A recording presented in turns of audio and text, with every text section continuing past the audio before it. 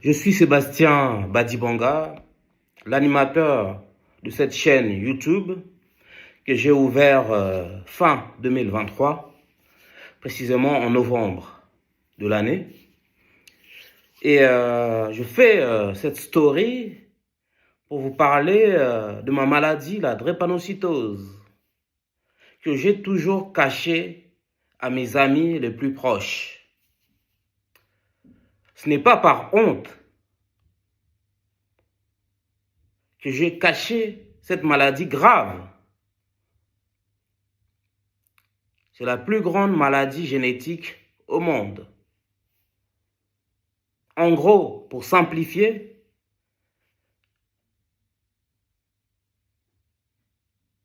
j'ai plus de globules blancs que de globules rouges dans le sang, ce qui est une anomalie.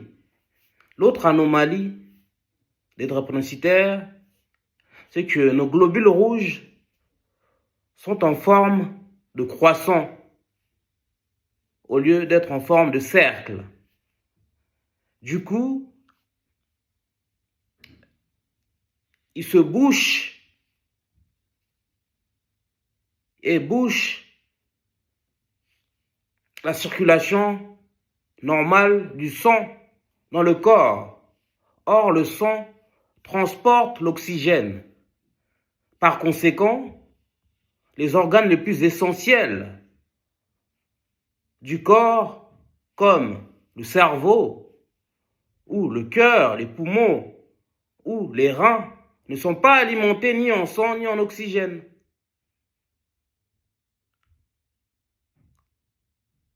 Ce qui déclenche des crises de douleur intenses, qu'on appelle des crises vaso-occlusives.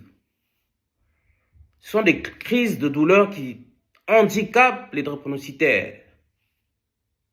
Et je n'exagère pas sur les mots. D'accord? Quand je dis que ces crises de douleur handicapent les malades, c'est-à-dire tu deviens réellement handicapé. Sachez qu'il y a des drépanocytaires en fauteuil roulant. Dieu merci, je ne suis pas en fauteuil roulant. C'est-à-dire ces crises intenses de douleur handicapent, c'est-à-dire lorsque on fait une crise de drépanocytose, d'accord, on ne peut plus marcher, d'accord. Les douleurs sont tellement intenses, tu ne peux plus te mettre debout, d'accord. Tu dois rester allongé. Tu ne peux plus marcher. On est obligé de te porter ou te mettre sur une civière. Et la douleur, elle est tellement intense, plus intense qu'un accouchement sans péridurale. D'accord? Vous vous rendez compte? Et lorsqu'on fait ce genre de crise, même la lumière, même le bruit nous fait mal au corps. On est obligé d'appeler l'ambulance et de se rendre à l'hôpital pour avoir des soins, notamment de la morphine sous intraveineuse pour nous calmer. Vous vous rendez compte, la morphine est une drogue quand même, qu'on utilise dans ce cas précis pour calmer la douleur des drépanocytaires. Donc, j'ai cette maladie. Lorsque je suis né, c'était un gros mot, en fait, d'avoir cette maladie. Cette maladie était comparée au sida, d'accord? Et lorsque je suis né, les enfants drépanocytaires vivaient pas plus de 5 ans. Du coup, les parents qui avaient des enfants drépanocytaires avaient tendance à les négliger, d'accord?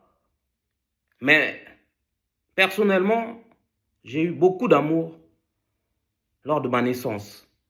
Et c'est cet amour qui m'a sauvé. Mais en tout cas, pour moi, cette maladie n'a jamais été un problème.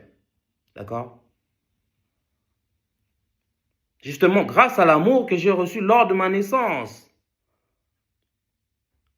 Parce que contrairement à d'autres familles qui délaissaient ces enfants, qui ne leur donnaient pas d'amour, d'accord, qui ne les soignaient pas, qui les délaissaient réellement, qui ne prenaient pas en charge, d'accord. D'autres parents, en fait, reniaient leurs enfants. La chance que j'ai eue, c'est que Dès ma naissance, j'ai toujours reçu de l'amour. Je suis né dans une famille plutôt aisée, mais une famille africaine. Donc, vous connaissez le contexte de l'Afrique. J'avais mes médicaments, donc je n'en manquais pas. Mais les médicaments à l'époque, je vous assure, il y avait un médicament, d'accord? Et ce n'était pas le médicament le plus essentiel. Et moi, je dis, si j'ai survécu, c'est grâce à l'amour que ma famille m'a donné. Grâce à cet amour et grâce à Dieu. Parce que je suis un croyant, d'accord? Je suis chrétien, mais adepte également de la spiritualité africaine. Donc, j'ai fait d'autres vidéos sur ça, sur ma chaîne. Donc, moi, la drépanocytose n'a jamais été un problème pour moi. Malgré le fait que je vivais la réalité des drépanocytaires. Je faisais des crises régulièrement, j'étais souvent malade. Mais, dès le plus bas âge, je ne parlais pas de ma maladie à mes amis. Je ne parlais pas de ma maladie à mes camarades de classe. Ça a toujours été un secret pour le monde extérieur. Mes professeurs ne connaissaient pas ma maladie.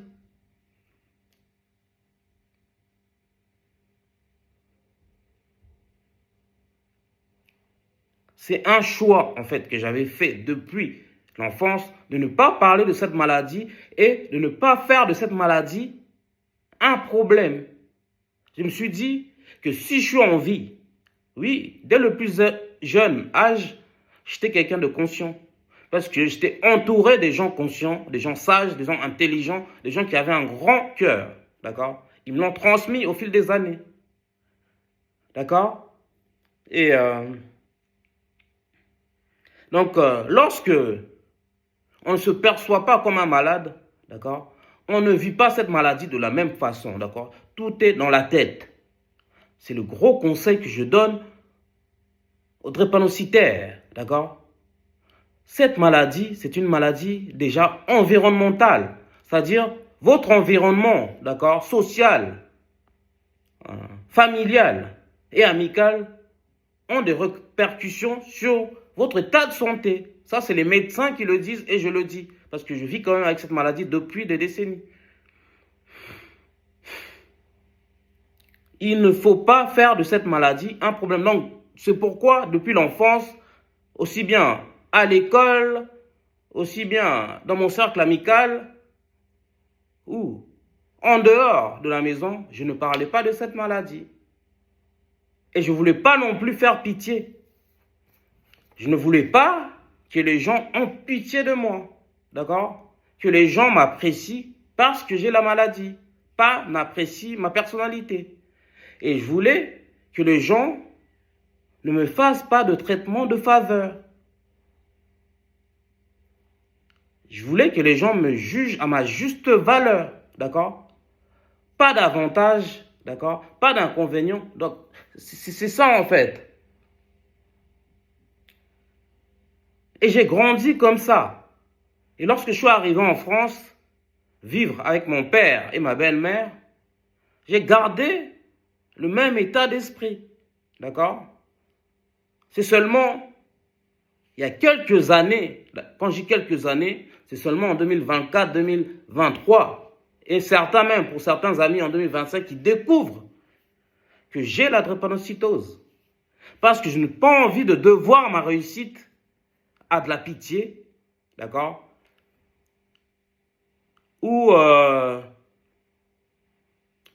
un amour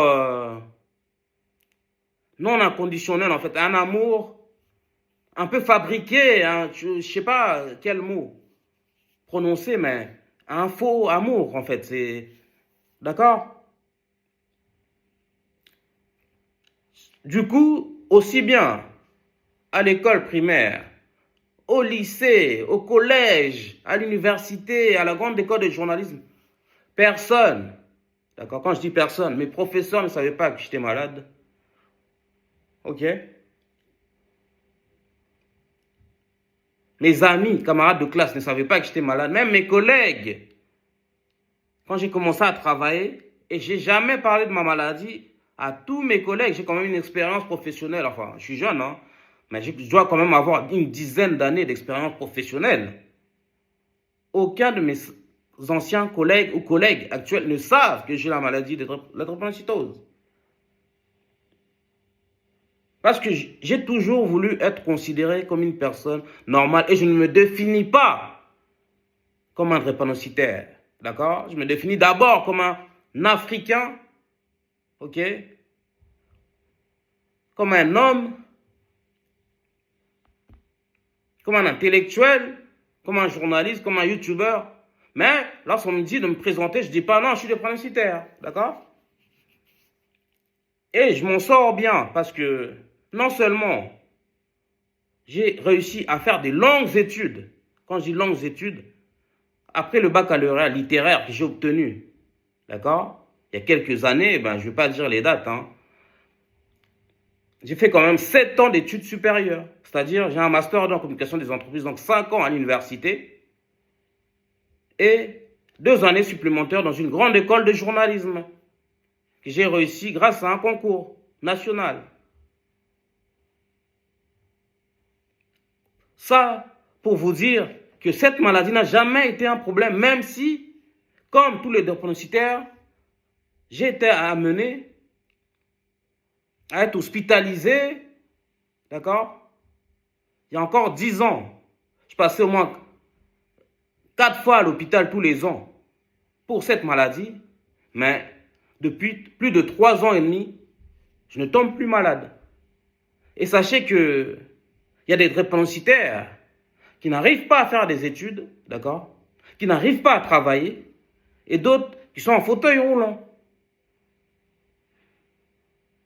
Et donc, dans cette vidéo, certains de mes amis vont découvrir que j'ai la drépanocytose.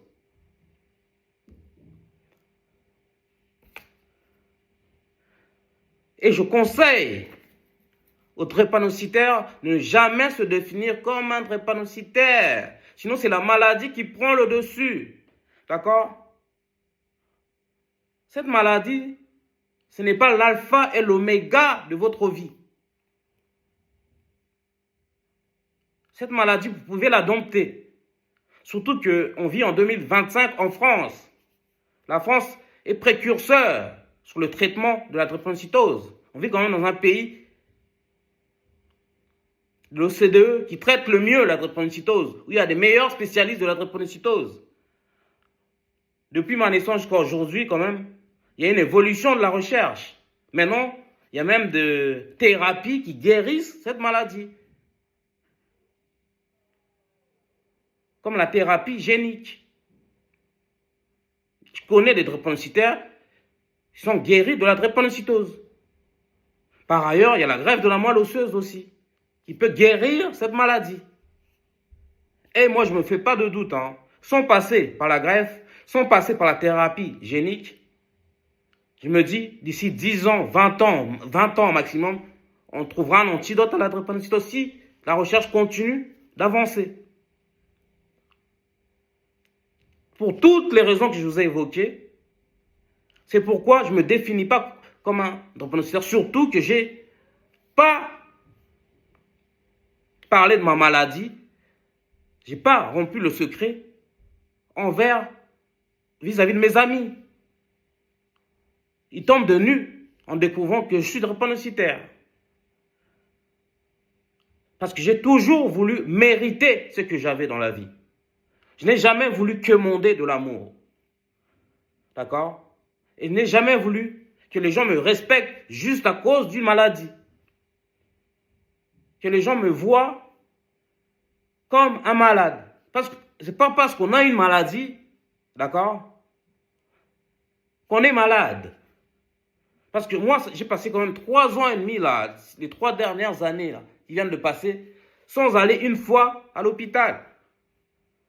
Enfin, sans être hospitalisé. J'ai quand même des rendez-vous tous les 6 mois avec mon médecin pour voir ce qui va, ce qui ne va pas. Mais je n'ai pas été hospitalisé ces dernières années. Et j'ai pu vivre normalement depuis que je suis né jusqu'à aujourd'hui, malgré les crises. Et je n'ai rien envié à personne. Et je ne dois ma réussite qu'à moi-même, qu'à mon intelligence, qu'à ma sagesse, à mes compétences professionnelles, à mes qualifications. Voilà pourquoi je n'ai jamais voulu parler de ma maladie à mes amis, à mes professeurs, à mes éducateurs. Mais aujourd'hui, je suis fier d'en parler. Parce que même si je n'ai pas encore percé dans mon domaine, parce que je suis journaliste de formation et de métier, d'accord? Mais j'ai réussi le plus dur. Et j'en parle naturellement.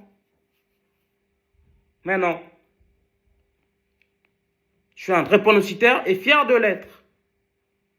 Je suis un survivant. Et grâce à la recherche, l'espérance de vie s'est normalisée. Surtout pour les gens qui vivent en Occident, qui vivent dans des pays comme la France, où on a accès facilement aux soins de santé, aux États-Unis, d'accord, dans des pays industrialisés. Et je remercie ma famille, déjà d'une part, tous les médecins qui m'ont suivi, qui me suivent au quotidien, et mes amis qui ont toujours été là, fidèles, malgré le fait qu'ils ne savaient pas que j'étais drépanocytaire. C'est l'histoire de ma vie.